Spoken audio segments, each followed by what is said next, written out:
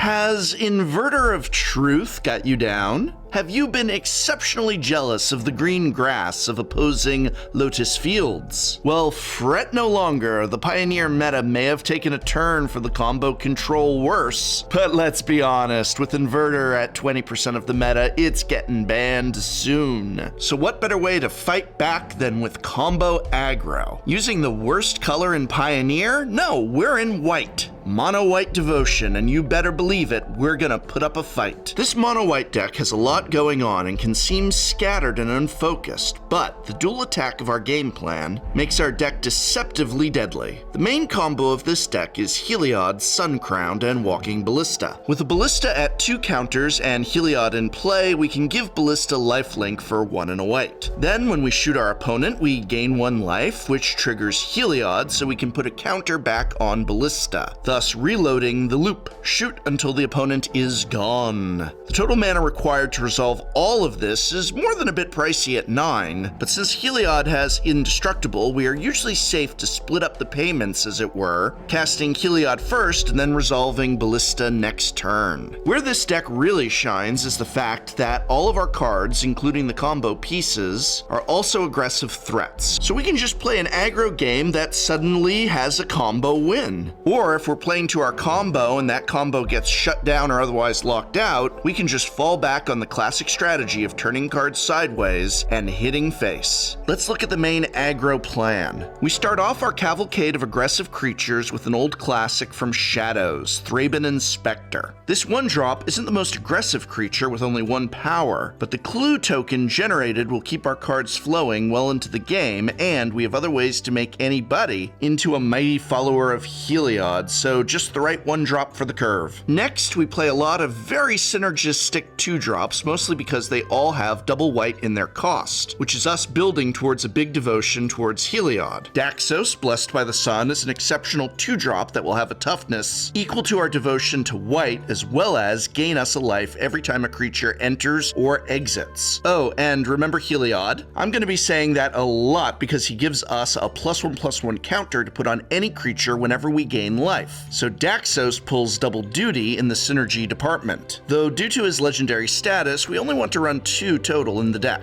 Speaking of legends, another legendary that gives us counters is Anafenza, Kintree Spirit. Bolster doesn't let us pick where the counter goes, but any additional force to our army is another point off the 20 that we need to send our opponents packing. Knight of the White Orchid is a powerful 2/2 beater with first strike, but the come into play ability that it has is exceptionally powerful. If we are behind on lands, he will let us search our library for a plains card to put into play. So if we missed a land on the play or a grazer came down for our opponent, we can catch back up. In games where we were on the draw, as long as we play the knight before our land for turn, we can manage to push ourselves ahead in lands, and late in the game we can find Idyllic Grange for an extra +1/+1 counter. Honestly, this card does it all. Speaking of doing it all, Heliod the Sun-Crowned is our best card and harkens to the Thassa of old. A 3-mana 5/5 indestructible with 2 aggressive and powerful abilities. Of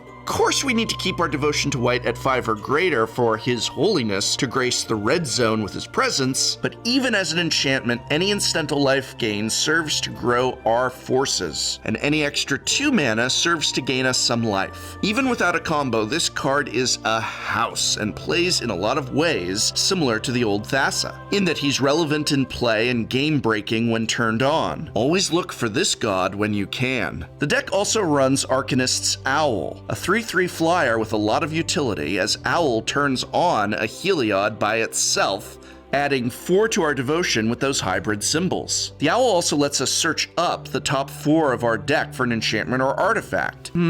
So Heliod and Ballista can be found here, as well as some of our removal, just to give us extra hits. And let me tell you, our opponent won't be feeling so good when we play this to turn on a Heliod and reveal the Ballista off the top. Rock, meet, hard place. And if nothing else, the Owl's a flyer, so it gives us an evasive body for all those errant counters we we have flying around. Pun intended. Walking Ballista pulls double duty as our combo piece and an efficient form of reach. We can make a decent beater who also threatens to throw all of its power at our opponent. Sometimes we just need 3 or 4 more damage to finish a game, and Ballista is a great way to close the gap after we lose board presence. It's also one of our best mana sinks since X is the limit, and even in play we can keep sinking 4 mana into the Ballista to keep it primed and loaded. The final threat this deck runs is a single copy of Gideon, ally of Zendikar, who once was the biggest threat in Standard of old and is now a powerhouse curve topper who can make an army of 2/2s or become a 5/5. And Gideon's always ready to ultimate for an anthem that our opponents can't interact with. Now that we have our aggro, let's go over the disruption that will give us an edge against the combo-heavy format. In Pioneer, there are 2 big combo decks in the format with Inverter Combo and Breach Field. Both decks try to win with a Jace, Wielder of Mysteries, or Thassa's Oracle. So to prevent them from winning, we're going to play a card that tells our opponent they can't win. Gideon of the Trials is a 3-mana planeswalker who tells our opponent they can't win by giving us a very important emblem when he comes down. That emblem technically says we can't lose and our opponents can't win if we control a Gideon planeswalker. So sorry, as long as Gideon's on the field, Thassa's Oracle and Jace can't win the game, and in fact, we'll be losing the game for our opponents instead. Gideon can also attack or lock down an important threat, such as a 6/6 flying inverter. Tomik, Distinguished Advocist, is another 2-drop for a 2/3 flyer. Now this is good aggro threat by itself, but also, more importantly, it says opponents can't target lands with spells or abilities. And that comes in great against Lotus Field decks, to whom Tomik is a stone-cold hate card. Hidden Strings can no longer untap lands, and no longer can Thespian Stage copy anything, let alone a Lotus Field. And after a single +1/+1 counter, Tomik's 4 toughness will shut off most ways the Lotus Field deck can deal with Tomik, like Anger of the Gods. Our main deck is also going to run 2 copies of Leyline of Sanctity. This might not always come up in every matchup, but with Inverter out there, again at 20% until ban,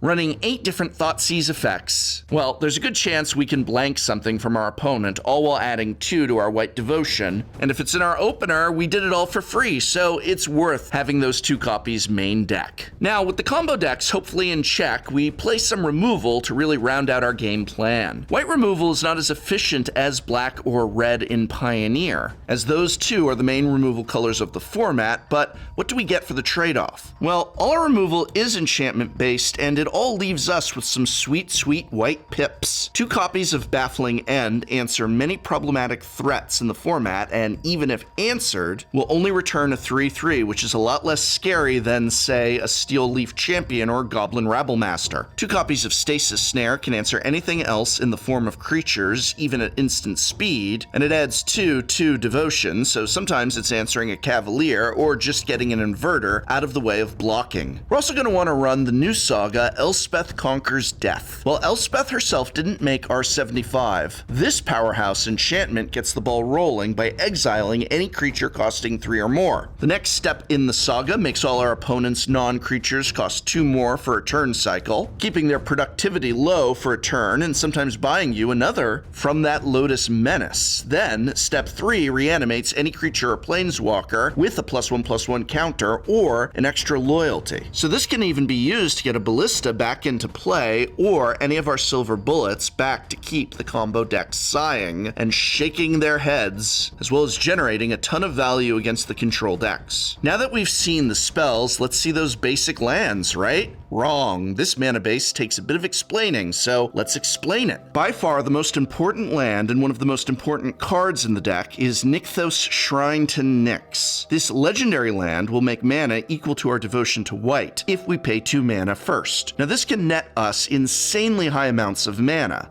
we can spend on our sinks like Ballista and Heliod's lifelink ability. The deck doesn't need Nykthos to function, but the most powerful draws and hands will utilize Nykthos to get way more mana than any player should have. The fact that it's a legendary land means we're not going to run a full play set, but instead shoot for 3 copies. The power of this land simply cannot be underspoken, as a turn 4 or 5 Nykthos can lead us to dumping our entire hand or making a 4/4 Ballista. The deck also runs 2 copies of Castle Ardenvale to make sure we can keep keep up the assault, as well as those 2 copies of Idyllic Grange to allow us to fetch a slightly more effective plains late game with our knight. Lastly, we finish off with 18 plains. Hooray! Now this might seem like a lot of land with 25, and it is for an aggro deck, but cards like Knight of the White Orchid will draw lands out of our deck, as well as Thraben Inspector's clues, keeping us drawing cards. Not to mention all the ways there is to sink our mana, which all mean that this is a deck where we don't want to miss a land drop. Let's take a look at our sideboard, which is really the only part that's going to change dramatically should Inverter be banned. First and foremost, for all the Delirium and graveyard-based decks, we run 3 copies of Rest in Peace, the ultimate answer to all graveyard shenanigans. Once this resolves, our opponent's graveyard is gone. The only thing we play that uses the graveyard is Elspeth Conquers Death, so that's probably what we'd swap out for the Rest in Peace. We're also going to want to run 2 more copies of Gideon of the Trials to assist us in any Lotus and Inverter matchups, as well as 2 copies of Gideon's Intervention. This enchantment lets us name any card and our opponent can't cast the named card, not to mention that the named card can't deal us or our permanents damage. That means against Inverter, we name Inverter. Against Lotus Field, we can name Breach or the adventure spell Granted. Niv Mizzet Reborn can shut down Niv to Light. Speaking of aggro decks, we need a lot of help against them, so we have a decent amount of cards for the aggro matchups. 2 copies of Seal Away allow us to prey on creatures that tap to attack, which is luckily a good number of them. For just 2 mana, and thanks to Flash, we can even get the turn 2 Steel Leaf Champion as soon as it swings. And if they try to overwhelm us with attackers, well, we show those creatures a Settle the Wreckage. That will send all their creatures packing for 4 mana. Sure, they do get some basic lands, but basic lands don't hurt our face. 2 Devote Decree will let us answer problematic red and black permanents from Chandra to Rankle or Kalitas. In fact, this hoser will take down 2 of the 3 main aggro decks, and we can bring in a Glare of Heresy to deal with white permanents like Teferi in the blue-white control matchup, or the mirror match, or Detention Sphere, or another Heliod. And finally, in those grindier games against mid-range decks like Sultai, we run another Elspeth Conquers Death. Mono-White Devotion is a very powerful deck that attacks the current meta head-on and will likely turn into one of the more dominant forces when that Inverter ban inevitably happens. This deck can definitely take down your local FNM and even some invitational qualifiers or PTQs in your area. But maybe this deck isn't for you, and if you're looking for a pioneer on a more affordable budget, be sure to check out some of my texts like Boogleless Boogles and Merfolkless Merfolk for some other great ideas. Or for even more ideas, be sure to tune in to Crew 3, a Pioneer podcast. Special thanks as always to Ricky Lynn of that podcast for serving as professional consultant on this video, as well as to our editor Jonathan Choi. What deck would you like to see a tech on next? Let me know in the comments below.